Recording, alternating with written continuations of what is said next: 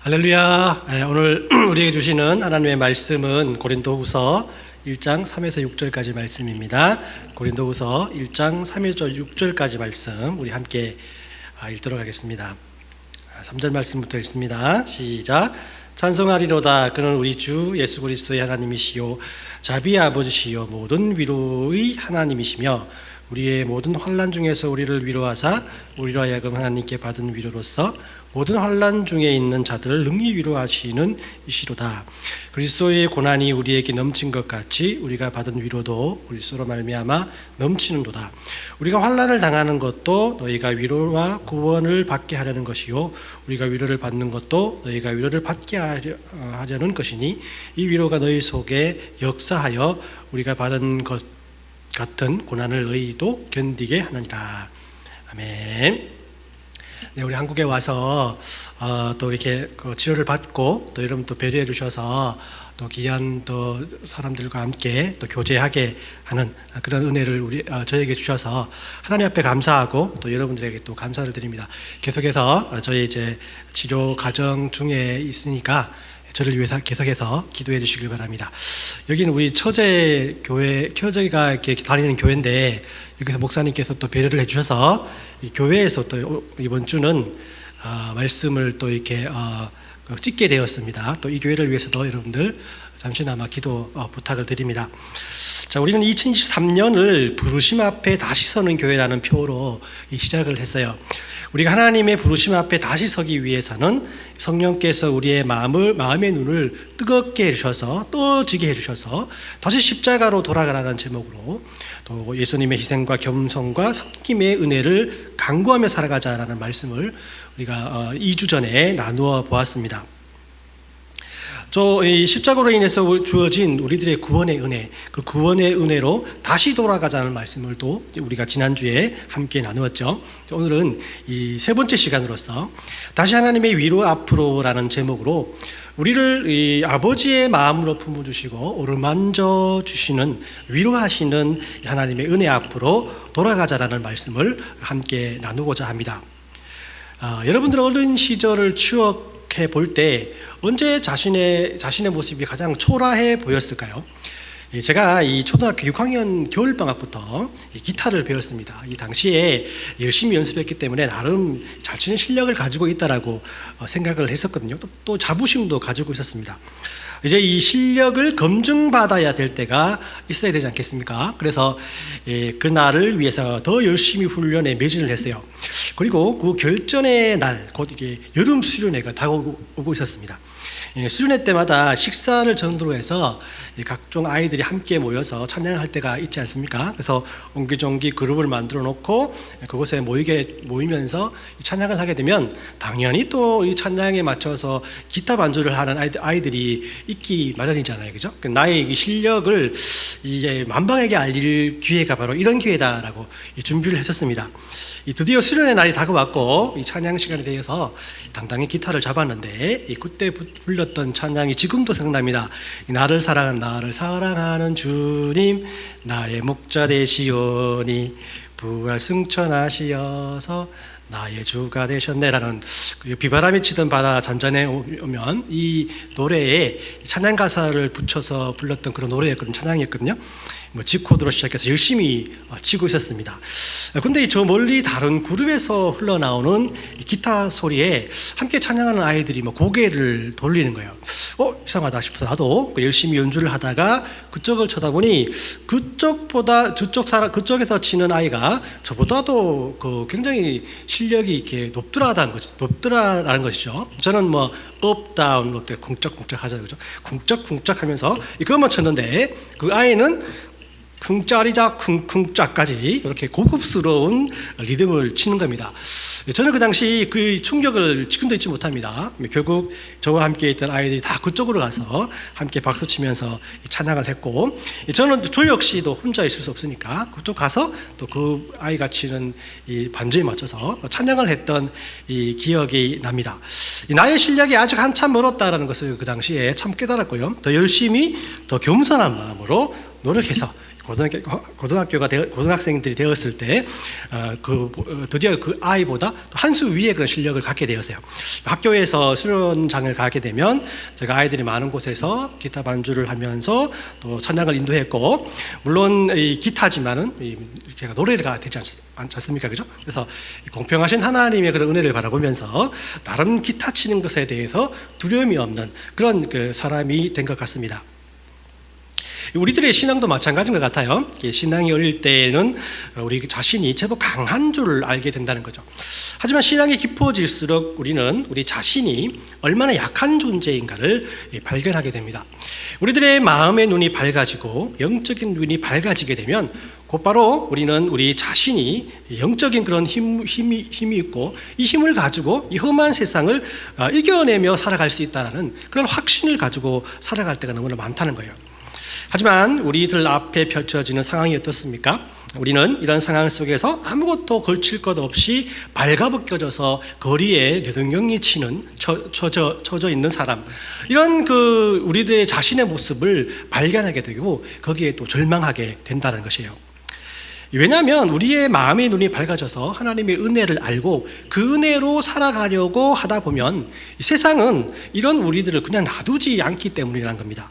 항상 우리들은 이 세상이 주는 시험으로 인해서 믿음의 도전을 받게 되고 우리는 거기에 지치고 쓰러지게 되는데, 이것을 우리는 믿음의 시험이라고 부른다라는 것이에요. 하지만 하나님께서는 이런 시험 중에 우리를 그냥 놔두시는 분이 아니라는 거죠. 하나님께서는 시험 가운데 있는 우리들의 필요를 아시고 우리들에게 그 위로를 베풀어 주시는 분이시라는 겁니다. 그렇기 때문에 우리들은 우리들의 마음의 눈이 밝아지고 영적인 눈이 떠지면서 이로 인해서 만날 수 있는 고난과 시험을 이기기 위해 하나님의 은혜의 보좌 앞으로, 하나님의 위로의 보좌 앞으로 다시 돌아가야 한다는 것이에요. 예전에는 생각하지 못했던 신앙의 고민들이 지금에 와서야 기도 제목이 되는 그런 경험을 여러분들 많이 해보셨을 것입니다. 예전에는 하나님께 기도할 때 큼직큼직한 것들, 예를 들어서 많은 사람들이 예수 믿게 해주세요, 우리 가정이 화목한 가정이 되게 해주세요라고 이런 기도를 많이 했다라는 것이요. 더 디테일하게 하지 못하는 기도의 모습들이 우리가 하나님 앞에 보여주었다라면 언젠가부터 생각지도 못하게 나의 기도 생활이 더욱더 디테일해지고 하나님께서 그 디테일하게 우리의 삶 속에서 우리를 이끌어 주시고 인도해 주시는 것이 우리의 기도 제목이 되는 그런 모습들을 여러분 스스로 발견하게 된다면 그것은 그만큼 여러분들의 믿음이 자라났다는 것을 의미하고 그만큼 여러분들의 영적인 눈이 떠졌다는 것을 의미한다는 겁니다. 그만큼 여러분들이 하나님의 위로를 통해서 더 많은 믿음의 은혜를 통해서 더 많은 믿음의 시야가 넓어짐을 통해서 이 세상을 바라볼 수 있게 되었다라는 증거이기도 하다라는 것이에요. 그러면 예수님께서는 왜 위로가 우리들에게 필요하고 또 우리는 그 필요한 위로를 왜 예수님으로부터 받아낼 수 있을까, 받을 수 있을까라는 것을 여러분들의 마음속에 새겨보아야 할 것입니다. 그 이유는 그가 친히 우리들의 고난을 이해하시기 때문이라고 할 수가 있어요. 마태복음 11장 28절에 30절까지 말씀을 보면 수고하고 무거운 짐진 자들아 다 내게로 오라, 내가 너희를 쉬게 하리라. 나는 마음이 온유하고 겸손하니 나의 멍에를 메고 내게 배우라. 그리하면 너희 마음이 쉼을 얻으리니 이는 내 멍에는 쉽고 내 짐은 가벼움이라 하시니라 라고 이렇게 말씀을 해요. 예수님께서 우리들의 위로와 평안이 될 수 있는 이유는 그가 우리들이 겪을 수 있는 모든 어려움들을 알고 계시고 그 어려움에 함께 하셨고 그가 친히 그 고난을 겪어보신 분이시기 때문이라는 겁니다. 그리고 오늘 읽은 본문의 3절 말씀을 보면 찬송하리로다 그는 우리 주 예수 그리스도의 하나님이시요 자비의 아버지시요 모든 위로의 하나님이시며 라고 이렇게 말씀을 하거든요. 이 말씀을 보면 하나님께서는 모든 위로의 하나님이시라라고 우리에게 분명히 강조하고 있다라는 것이에요. 여러분들 이 진정한 위로가 무엇입니까? 우리 형제님들이 자매님들한테 가장 많이 듣는 이야기 중에 하나가 진정성이 없다라는 말 아니겠어요, 그죠? 위로를 해도 진정성이 있는 위로를 하지 않고 어떤 사랑한다는 말을 해도 진정성 있게 말하지 않는다는 겁니다. 동창회를 다녀온 와이프가 아무런 이유 없이 화를 낸다. 그럴 때 우리 형제님들 바짝 긴장을 해야 되겠죠? 무슨 말을 해도 진정성이 없다는 말을 들을 수밖에 없습니다. 여러분들의 뇌에서 나오는 소리에 귀를 기울인 것이 아니라 이 자매님들의 마음에서 나오는 소리에 귀를 기울일 줄 알아야 한다는 것이에요. 물론 함께 할 수 없는 아픔이 있습니다. 지나가다가 테이블의 모서리에 이런 발가락을 부딪히게 된다면 그 누가 뭐라 해도 그것은 내가 겪어야 할 아픔이에요. 그죠? 그 어떤 위로도 위로가 되지 않습니다. 그 아픔이 좀 사그라질 때가 되었을 때 테이블을 바꿔야 한다니, 이 테이블을 만든 회사에 전화를 걸어가지고 이렇게 만들었냐니, 이런 소리를 지르게 된다면 그때서야 정신을 차린 이 자매님들이 이거 산지 얼마 됐다고 그러냐, 이거 내 잘못이다라고 이 정리가 모든 일들이 정리가 된다는 것이에요. 아무튼 이 진정된 위로는 그것을 실제로 겪어본 사람의 마음에서 나오는 마음의 위로라고 할 수가 있습니다. 겪어보지 않는 사람들의 립 서비스가 아니라는 것이죠. 그러면 하나님께서는 우리들에게 진정한 위로를 줄 수 있는 그런 이유는 무엇일까? 그 이유는 그가 전능하신 하나님이심에도 불구하고 우리들의 허물과 아픔을 대신해 주기 위해서 자기 아들을 우리의 모습으로 이 땅에 보내주셔서 세상 모든 사람들이 겪을 수 있는 모든 어려움을 경험하게 하셨기 때문이라는 겁니다. 그래서 5절 말씀에 이렇게 말씀하고 있지 않습니까? 그리스도의 고난이 우리에게 넘치는 것 같이 우리가 받은 위로도 그리스도로 말미암아 넘치는도다.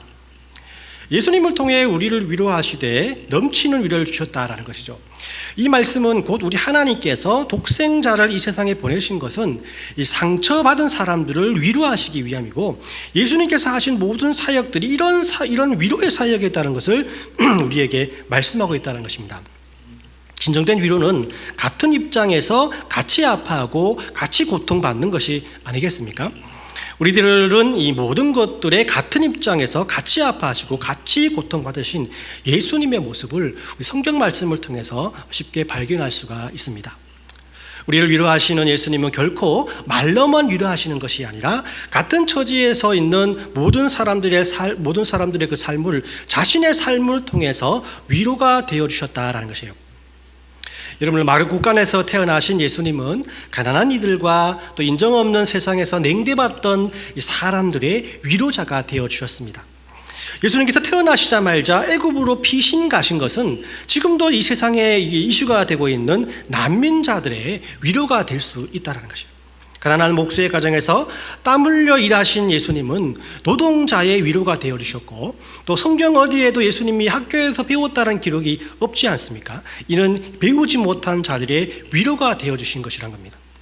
예수님께서 믿었던 제자 가룟 유다에게 배신을 당하여 은 30에 팔린 것은 인간관계에서 배신당해서 괴로워하는 자들의 위로자가 되어주신 것이고, 이 죄 없으신 예수님께서 십자가에 못 박혀 죽으신 것은 인류의 구원과 함께 억울한 사람들의 위로자가 되어주신 것이라는 겁니다. 무덤에서 다시 살아나신 것은 실패하며 낙심한 사람들을 위로하시되 하나님을 믿고 순종하면 망하는 것 같으나 다시 흥하고 승리한다는 소망을 주기 위한 것이고, 비록 가난하고 배우지 못하고 천대받으며 살아도 배신당하며 살아도 온갖 억울한 일을 당하며 살아도 묵묵히 하나님을 섬기며 순종하는 사람은 하나님께서 반드시 승리를 그들에게 주고 또 위로와 평안을 준다라는 그런 교훈을 우리에게 주시기 위한 것이라는 겁니다. 여러분들, 이 땅에서 예수님보다 더 가난한 사람이 어디에 있겠습니까? 이 땅에서 예수님보다 더 실패한 사람이 어디에 있겠습니까? 이 땅에서 예수님보다 더 큰 수치를 당한 사람이 어디에 있겠습니까? 이 땅에서 예수님보다 더 억울한 일을 당한 사람이 어디에 있겠냐라는 것이에요. 지금도 하나님께서는 이 성령님을 우리에게 보내주셔서 우리를 위로하고 계십니다. 단순한 말로 위로하는 것이 아니라 낙심한 사람에게 새 힘을 주고 어려운 시련을 헤쳐나갈 용기와 지혜를 주신다라는 것이요. 우리들은 이런 위로의 하나님 앞에 그래서 다시 서야 한다는 겁니다. 저는 하나님의 위로를 잘 보여주는 성경의 이야기를 돌아온 탕자의 이야기에서 찾아보게 됩니다. 이 탕자가 자신의 재력과 신분으로 무엇이든지 할 수 있을 것이라고 생각하고 아버지의 품을 떠나게 되지 않습니까? 물론 처음에는 자신의 재산을 통해서 세상 속에서 호의호식하며 잘 살게 됩니다. 그러나 그렇게 많던 재력이 조금씩 바닥나게 되면서 그에 따라 이 자신이 따르던 사람들 역시 한 사람씩 한 사람씩 자신을 떠나게 되는 모습을 보면서 그는 얼마나 후회와 절망의 삶을 살았겠습니까? 그렇게 살다 죽었다라고 했다면 이 이야기는 예수님의 예화로 쓰여지지 않았을 것이에요.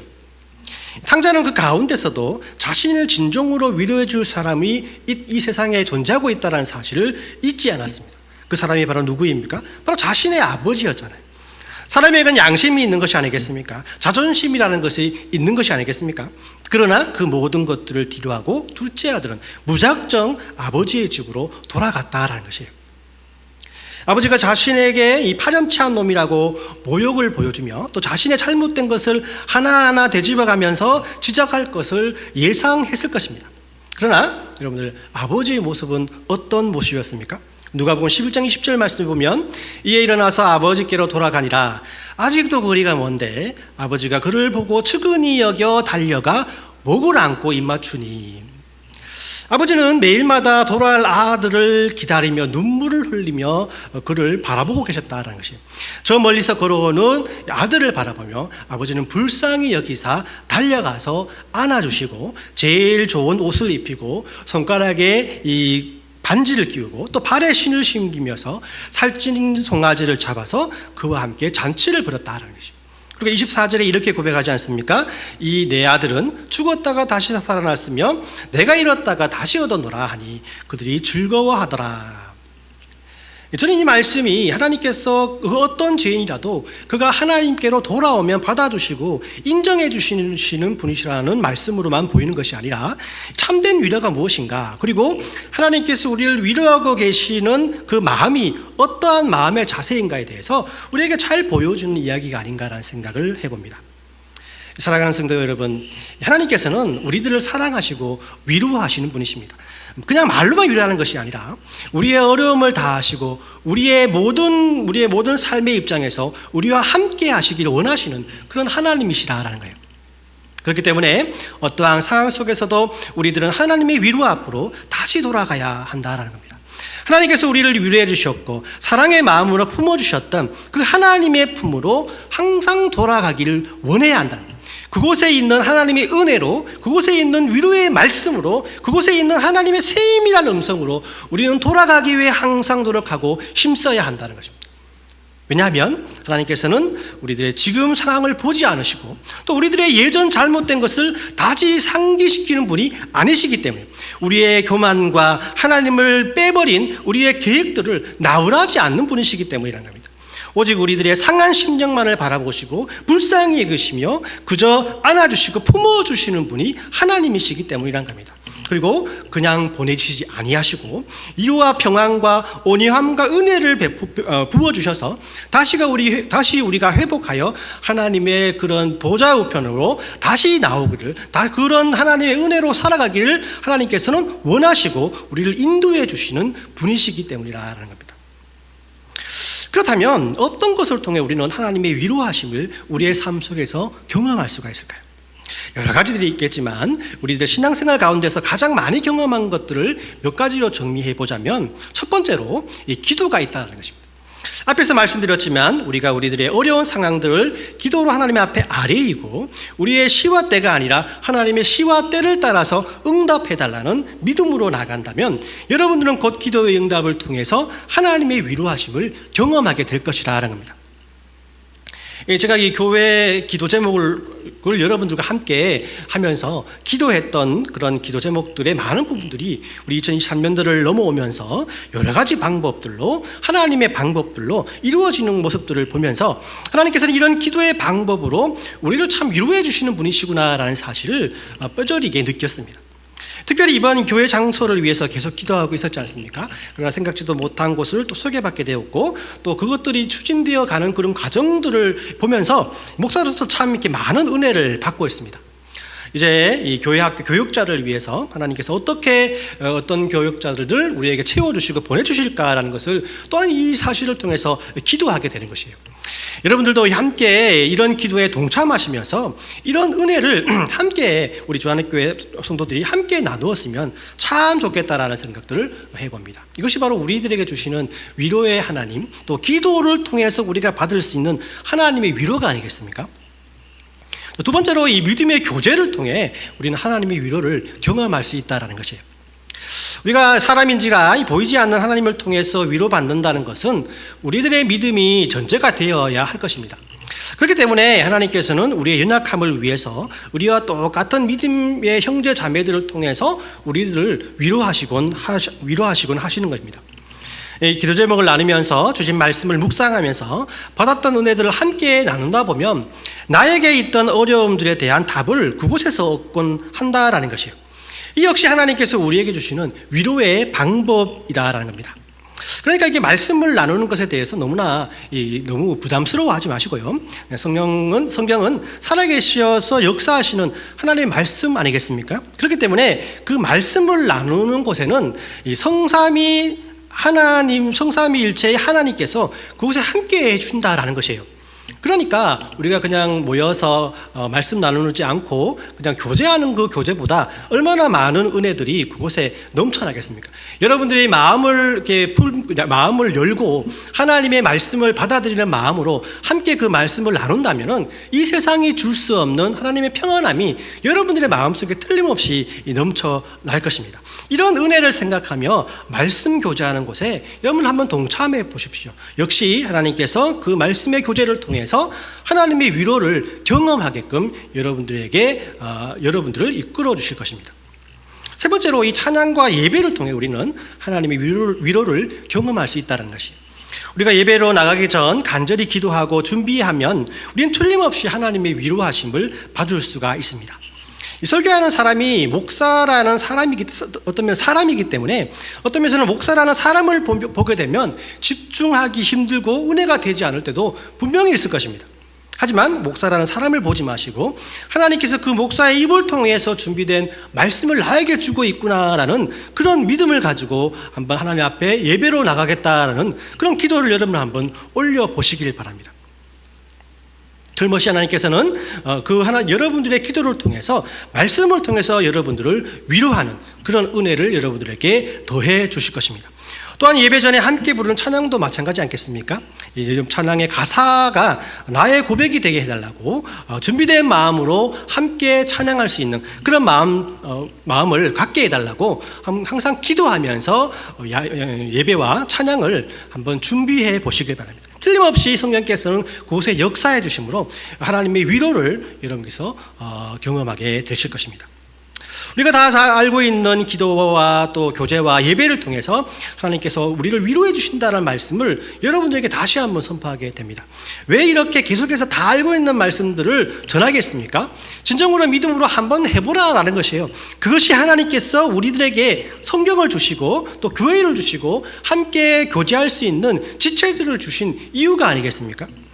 여러분들이 이런 마음을 가지고 하나님 앞에 나아갈 때 하나님께서 여러분들의 마음을 보시고 틀림없이 여러분들을 위로해 주실 것입니다. 여러분들이 마음을 두는 그곳에 하나님의 역사가 시작된다는 사실을 분명히 잊지 마시길 바랍니다. 오늘 말씀을 정리합니다. 우리 살아가는 성도 여러분, 우리 2023년 올해는 이런 사랑과 평안이 있는 위로의 하나님께로 다시 돌아가는 우리 주안의 교회가 되었으면 합니다. 다시 돌아가자는 말은 지금 그런 평안과 사랑이 없다는 말이 아니지 않습니까? 항상 하나님께로 돌아갈 마음을 가지고 준비하자라는 것이에요. 우리가 어찌 우리 스스로의 생각과 계획을 가지고 하나님 앞에 설 수가 있겠습니까? 우리들이 연약하고 부족하기 때문에 우리에게 닥칠 어려움 역시도 하나님께 맡기고 온전히 하나님 앞에 나아가는 그런 마음의 자세, 이것이 다시 하나님의 위로 앞에 서자라는 그런 말의 의미가 될 것입니다. 모쪼록 이번 한 주간은 언제나 변함없이 우리에게 은혜 베푸시길 원하시고 어떠한 상황 속에서도 우리를 위로해 주시기 원하시는 그 사랑의 하나님께로 또 하나님의 위로하심을 항상 경험하며 살아가는 우리 교회와 우리 믿음의 성도들이 되었으면 좋겠습니다. 그리고 이런 하나님의 은혜를 위해 또 계속 기도와 말씀으로 하나님 앞에 서기를 노력하는 그런 믿음의 공동체가 되었으면 좋겠습니다. 이런 하나님의 위로와 평안이 한 주간 저와 여러분들 또 조한의 교회 모든 성도님에게 넘쳐나시길 예수님의 이름으로 축원합니다.